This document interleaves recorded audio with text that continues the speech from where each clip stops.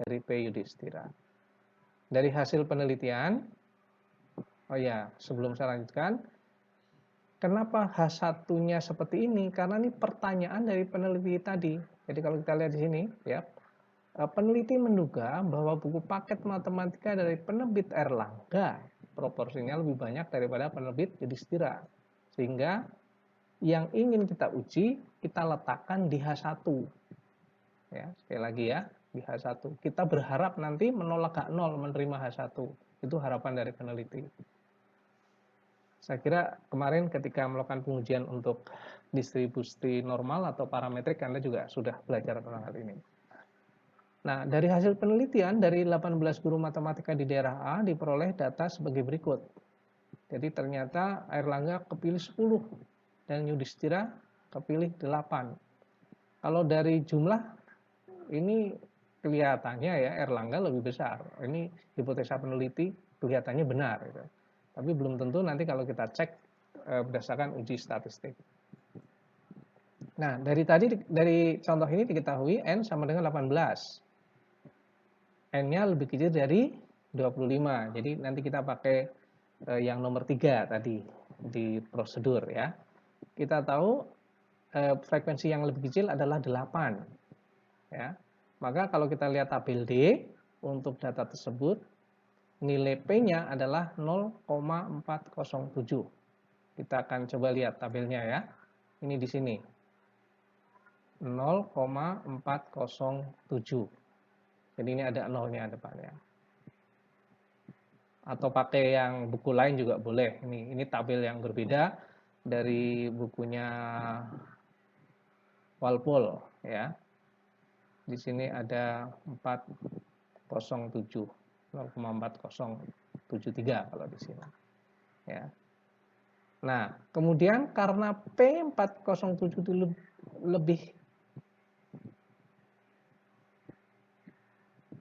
sebentar, ini tandanya keliru ya, ini maaf. Ini karena P 0,407 lebih besar dari alfa, ya, maka terima H0 atau tolak H1.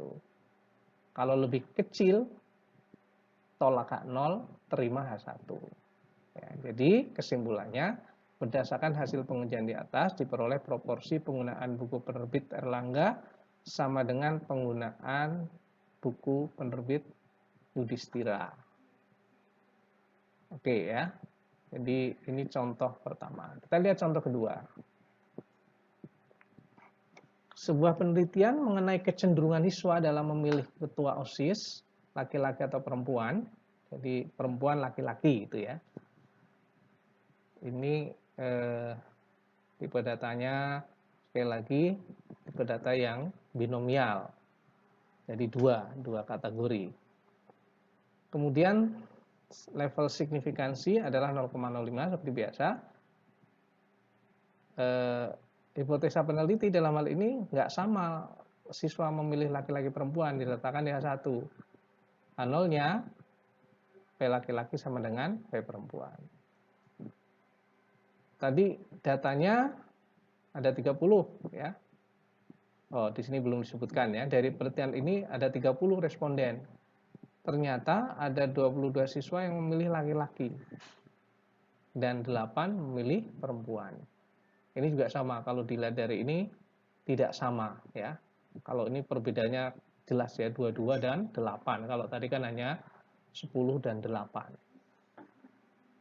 Pakai yang nomor 4 tadi, N-nya 30, frekuensi yang kecil 8. Kemudian kita cari nilai Z-nya ya. X8 karena di atas 25 berarti pakai ditambah ya 0,5. Kemudian N-nya 30, P-nya adalah setengah. Kita masukkan, ketemu Z-nya minus 2,38. Kita lihat tabel A. Ya.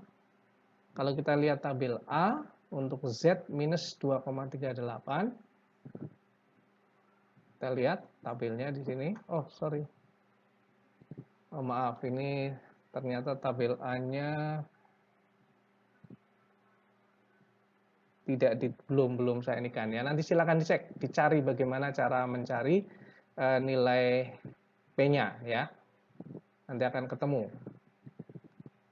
Dimana kalau ini sudah benar ya, P-nya 0,018 lebih besar.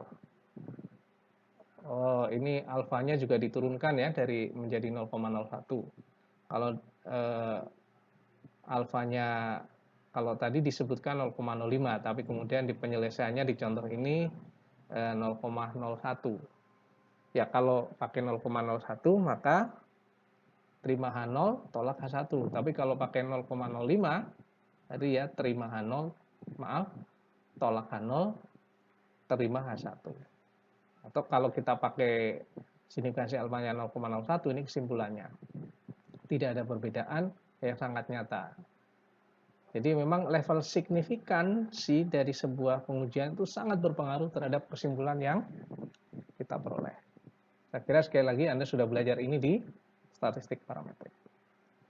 Oke, lanjut ke metode yang kedua di non-parametric test untuk sampel tunggal, yaitu Chi-square atau Chi-kuadrat. Tujuannya ingin menguji perbedaan proporsi populasi antara data yang diamati dengan data yang diharapkan terjadi. Ya. Datanya berupa skala nominal yang terdiri dari 2 atau lebih kategori. Kalau binomial kan harus 2.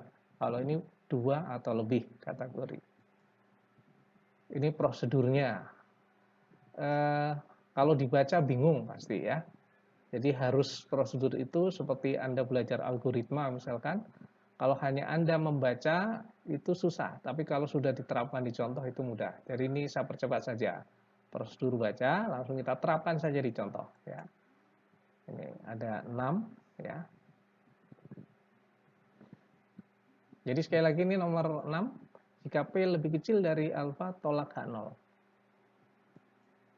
Oke, contoh, langsung kita terapkan nanti algoritmanya. Dilakukan sebuah penelitian untuk mengamati kecenderungan masyarakat memilih jenis pekerjaan. Dari sampel yang diperoleh, ternyata dari yang disurvei tadi ada 1.200 orang memilih jadi pedagang, 800 memilih jadi pegawai negeri, 600 memilih jadi TNI atau ABRI, dan 300 orang memilih menjadi petani. Kemudian hipotesanya adalah proporsinya sama. P1 yang jadi pedagang sama dengan pegawai negeri, sama dengan ABRI, sama dengan petani. Kemudian H1-nya paling sedikit ada sepasang P yang tidak sama. Signifikansinya adalah 0,05. Oke, kita buat tabel ya. Yang terjadi itu adalah data tadi, 1.200 pedagang, PNS 800, ABRI 600, petani 300. Kalau kita jumlah itu 2.900. Yang kita harapkan kan proporsinya sama. Kalau 2.900 dibagi 4 kan masing-masing 725. Kemudian kita buat tabel lagi, di situ ada OI dan EI. OI adalah data yang terjadi, sedangkan EI adalah yang diharapkan. Tadi ya kita tinggal pindah saja, pedagang, PNS, ABRI, petani, kemudian masukkan dalam rumus OI minus EI kuadrat dibagi EI. Jadi 1.200 minus 725 dikuadratkan dibagi 725, ketemunya 311,207. Dan seterusnya, sehingga Chi-square-nya diperoleh 589,655. Bagaimana pengujiannya? Tadi setelah diperoleh Chi-square dengan derajat kebebasan tadi ada 4 kategori, berarti derajat kebebasannya adalah K-1 atau 4-1 sama dengan 3. Kita lihat di tabel C, ya, harga Chi-square-nya adalah 7,82. Ya, dengan derajat kebebasan 3 dengan taraf signifikansi 0,05. Karena CIS hitung yaitu 589 ini lebih besar dari Chi kuadrat tabel yaitu 7,8, maka tolak H0 dan H1 diterima. Coba kita lihat dulu cara mencari tabelnya ya, atau kesimpulannya dulu. Berdasarkan pengertian atas dapat disimpulkan bahwa terdapat perbedaan kecenderungan memilih jenis pekerjaan. Nah ini, jadi kalau Anda lihat di tabel C, Anda lihat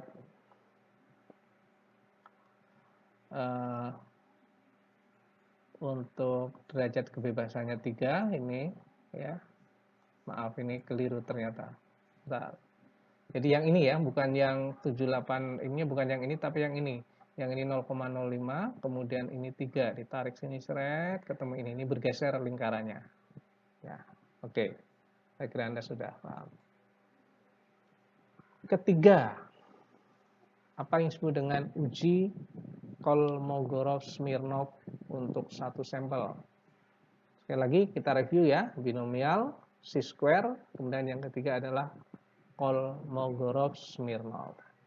Kalau satu tadi yang binomial itu untuk 2 kategori, yang C-square 2 atau lebih ya, biasanya yang lebih ya.